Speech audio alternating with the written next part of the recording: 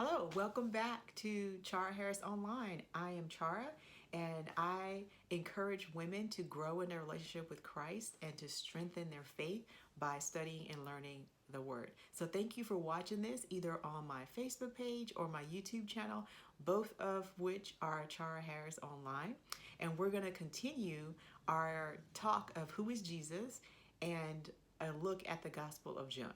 So last week's video, I talked about chapters 1, 2, and 3, and I'm just sharing in these videos what I learned about Jesus in each chapter and what verses in each chapter really stuck out to me. And so I'm sharing them with you all so that you can continue your reading of John and see what did you learn about Jesus and what is jumping out to you. So just to recap, the video I shared last week, which you can go back and find on my channel or on my Facebook page, we looked at chapters 1, 2, 3. And so in chapter 1, I shared that what stuck out to me was that Jesus is the Lamb of God. And in chapter 2, he's the temple. I have my notes here, so I'm ready. That's why you see me looking down, looking at my notes. And in chapter 3, he's the Son of God. And I kind of talked about the conversation that he had with Nicodemus when he says that. So we're going to move on to chapters 4, 5, and 6 for this video. And in chapter 4, what I learned about Jesus and what I took out of it is that he is the living water. And in this chapter, there is an encounter he has with a woman. I love this encounter with the woman at the well. And there's so much you can just get out of that one story. I've heard so many sermons preached on that one thing. From that one part of the text. And so we're going to start, I'm going to look at John 4, 9 through 11. And I read in the New King James Version of the Bible. And so starting in John 4, chapter 9, we've got, then the woman of Samaria said to him, how is it that you, being a Jew, ask a drink from me, a Samaritan woman? For Jews have no dealings with Samaritans. So Jesus was waiting by the well, and this woman comes out in the middle of the day to get some water. And he asked her to draw some water for him. And her first thing was like, wait a minute, you're a Jew, I'm a Samaritan, we don't really deal with each other. So Jesus broke that barrier down right there, asking her for that. So let's continue in verse 10. So verse 10, we've got, Jesus answered and said to her, if you knew the gift of God and who it is who says to you, give me a drink, you would have asked him and he would have given you living water. And the woman said to him, sir, you have nothing to draw with and the well is deep. Where then did you get that living water?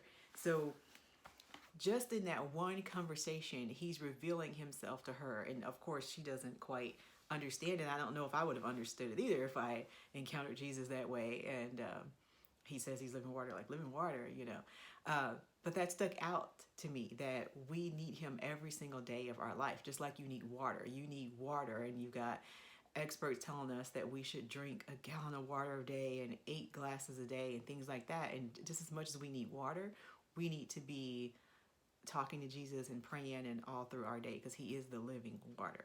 So that's what stuck out for me in chapter 4. So of course I encourage you to read chapter 4 and write down what stuck out for you. And so let's move on to chapter 5. So chapter 5, I have the one Moses wrote about. And we're going to look at John 5, verses 46 through 47. So this actually, let me see, 46 through 47. Yes, actually encouraged me to do some more study when I wrote that part down. So I'm going to start in John 5, chapter 46. We have, for if you believed Moses, you would believe me, for he wrote of me. But if you do not believe his writings, how would you believe my words? So again, here he's talking to, I don't know if it's, I think it's some Pharisees or either Sadducees, and they're like asking like, you know, who is he and how do you have this authority and these kind of things. And he's saying that if you knew the scriptures, Moses wrote of me. So of course, I want to go back and look that up. And I did look it up. I didn't write it down, so I'm still going to have to study that. But it's in I know it's in Deuteronomy. I want to say it's either chapter 8 or 18. I'm not really sure, but because I looked it up on my phone and now I'm actually using my phone to record this. Um, so I have it saved in there.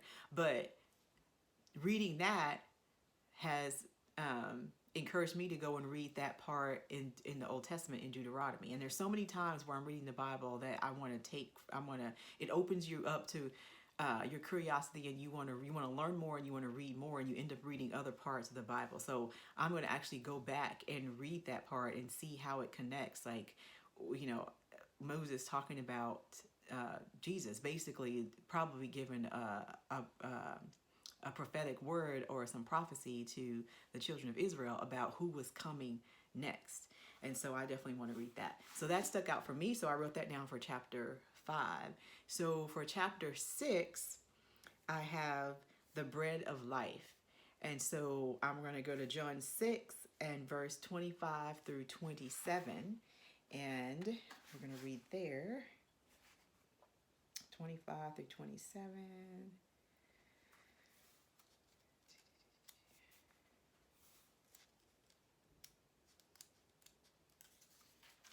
Find my 25.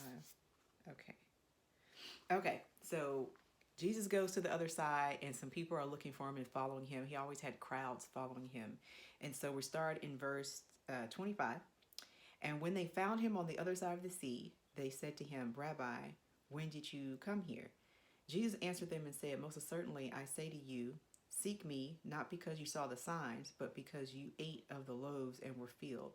Do not labor for the food which perishes, but for the food, turn my page here, but for the food which endures to everlasting life, which is the Son of Man, which the Son of Man will give you, because God the Father has set his seal on him. So again, we have Jesus saying that we need to continue being in a relationship with him and talking with him. And this is after he fed the 5,000. So he mentions about because you ate the loaves and you were filled. And so this is after he fed the 5,000, and he goes across somewhere else like the next day, and people are still following him and they're talking to him. And so I just put the bread of life, like he's the living water. Just as much as we need water and as much as we need bread, we need God in our life. And the way we get to God is through Jesus. And so that's the way to continue through your day, talk to him and pray to him just as if he was right there. So those two things stuck out. Those are the three things that stuck out for me in those 3 chapters. So I hope you are enjoying your time reading the book of the Gospel of John. I say the book of John, but it's really the Gospel of John.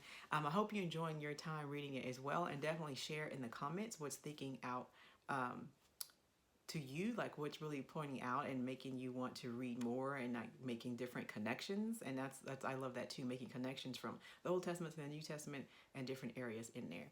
So I want to keep these videos nice and short because they're meant for you to just say, oh, okay, I'm going to go read these, and then I'm going to write down what I'm learning from these chapters too. So definitely share in the comments what you've been learning. Share this video, comment, like it, subscribe, whether you're watching on Facebook or on YouTube, to let me know that you enjoy this content and you want some more. So I look forward to seeing you next week when we go into chapters 7, 8, and 9. All right, so until then, be safe, and I'll see y'all later.